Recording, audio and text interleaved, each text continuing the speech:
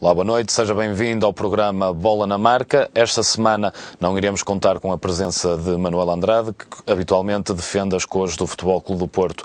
Mesmo assim, aqui no estúdio contamos com a presença de Joaquim Magalhães a representar o Sporting e também de José Oliveira a representar o Benfica. Boa noite. Boa noite. Vamos começar este programa para falar sobre a Seleção Nacional, seleção que empatou um golo com o Chile num jogo particular e amanhã irá jogar contra a Finlândia. Joaquim, o que é que lhe pareceu o jogo de Portugal frente ao Chile? Sinceramente, acho que foi um jogo que não saiu muito do que é normal deste tipo de jogos particulares.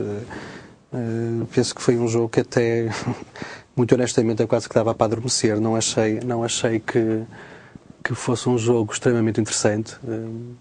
A equipa do Chile não é que seja a nível internacional uma seleção que cative para um jogo particular uma seleção como a seleção portuguesa, recheada de excelentes jogadores. Portanto, temos que ver que a maior parte dos jogadores que estão na seleção portuguesa, alguns deles habituados ao campeonato espanhol e ao campeonato inglês, muito mais competitivos e habituados a jogos de grande pressão e de grande competitividade, que não é fácil motivar a maior parte das nossas estrelas para vir para Leiria num estádio sem quase nenhuma animação. Apesar disso, foi das melhores assistências naquele estádio, porque realmente ele normalmente está quase sempre com 800, 900 pessoas. Mas não é fácil cativar os jogadores. Penso que o que serviu mais foi para o treinador Paulo Bento, com as suas escolhas, dar um sinal para a seleção e para os clubes que realmente está atento e que o Paulo Bento, contrariamente a outros selecionadores que lá passaram, acho que escolhe os jogadores que estão em melhor forma, os que ele considera que representam melhor Portugal, e isso é de realçar, e aproveitou para testar. Mas não será perigoso haver uma falta de entrosamento, uma vez que altera um pouco a lista de convocados? Eu penso que não. Eu penso que este é sempre um plano B para a seleção. Eu acho que sempre, até que não venha o Cristiano Ronaldo, nota-se que não há a mesma motivação, mesmo pela própria imprensa escrita ou televisiva, não há, os holofotes não se viram tanto para esses jogos, não é? E perde-se um bocadinho essa competitividade que estes jogos deveriam ter. Agora, os jogos essencialmente servem para testar modelos ou estruturas diferentes de jogo e jogadores que habitualmente não são titulares na equipa. Pergunta ao José também como é que viu este encontro de Portugal com o Chile e também o empate da Noruega com a Dinamarca, que dá a Portugal uma boa hipótese de depender só dele para seguir em frente na fase final do Euro 2012. Eu, começando pelo empate da Dinamarca na Noruega, penso que Portugal, de facto, com esse resultado, vai ter uma oportunidade única, coisa que há umas semanas ou há uns meses atrás pensava que era impossível ou muito difícil, depender só dele. Portanto, vai ter uma possibilidade única de fazer o seu apuramento, obtendo o primeiro lugar da sua série, e depois de todo um início atribulado e com todas as incidências já conhecidas. Portanto, essa é a melhor resposta que o Paulo Bento teve antes até de começar o jogo.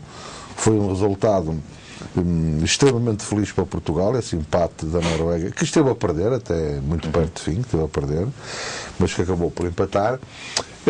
E eu não estou tanto de acordo com o Joaquim, porque eu acho que os jogadores de seleção, quando de facto são convocados para uma seleção, devem... Eu sei que é uma fase crítica nos campeonatos dos seus países onde eles estão envolvidos, e pronto, e isso pesa sempre de alguma forma o jogador tentar resguardar-se, digamos assim, para não acontecer a situação como aconteceu com o João Pereira, que se ilusionado e que provavelmente acabará, se calhar acabou a época ali. Mas eu penso que portanto, jogadores que se empenham como o João Pereira e outros jogadores, como por exemplo, eu não vi o Fábio Coentrão, por exemplo, menos aplicado do que quando joga pelo Benfica ou quando joga pela seleção noutros jogos. Portanto, eu acho que se isso acontece, de facto, eu acredito que acontece num ou noutro jogador, acho muito mal, porque os jogadores são muito bem pagos, são jogadores que ganham, têm muitos salários altíssimos. Portanto, que todos eles, quando falam da seleção, falam sempre como o ponto auge da sua carreira, portanto, ir a uma seleção. Portanto, acho que, por respeito a quem vai ao estádio e a quem está a ver pela televisão, acho que eles deveriam dar sempre o seu melhor, independentemente de ser com a Espanha ou de ser com a Argentina, ou de quem quer que seja. Esta segunda parte iremos comentar as eleições no Sporting, que Godinho Lopes venceu por uma margem muito reduzida diante de Bruno Carvalho. Começo precisamente com o Joaquim. Como é que pareceu este clima das eleições no Sporting? Muito bem, eu antes de falar do clima das eleições, Franco, vou falar do pré-clima, ou seja, do clima pré-eleições. Eu acho que isto é uma teoria que eu defendo, que de certeza que o José Oliveira não vai concordar com ela, mas eu acho que se tem tentado em Portugal, nos últimos tempos, que, digamos, que o poder no futebol português, ou que hajam dois grandes clubes em Portugal, como há em Espanha, não é? Como há o Real Madrid e o Barcelona, tem-se tentado um pouco que haja o Benfica e o Porto, ou seja, e isto não é que isto tenha muito a ver também só com as questões desportivas dos clubes, agora, e até porque esses dois clubes que eu estou a falar não têm tido ultimamente um bom entendimento, só se encontram, penso que em viadutos e outros palcos assim mais complicados. Mas eu acho que há um objetivo de reduzir o futebol português a dois grandes. Isto porque isto tem vantagens. Você repare, se você puder dividir os patrocínios, os grandes patrocínios só por dois, em vez de dividir por três, os dois vão receber mais, como é óbvio. E criou-se um clima aqui, de há uns meses para cá, na comunicação social, de que o Sporting se estava a tornar num clube médio, quer dizer, não havia muito essa coisa, o Sporting já não é um clube grande, o Sporting não sei o quê, o Sporting não sei o que mais. Pronto. E eu acho que na altura não reagi muito, porque acho que as eleições também iam demonstrar exatamente o contrário. E já não vou buscar a história do Sporting, já não vou buscar o ecletismo do Sporting, já não vou buscar que o Sporting é o segundo clube no mundo com mais títulos internacionais, o primeiro é o Barcelona, o segundo é o Sporting.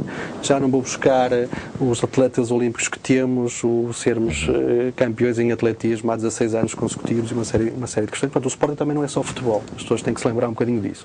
E acho que menosprezaram um bocadinho o Sporting nos últimos meses.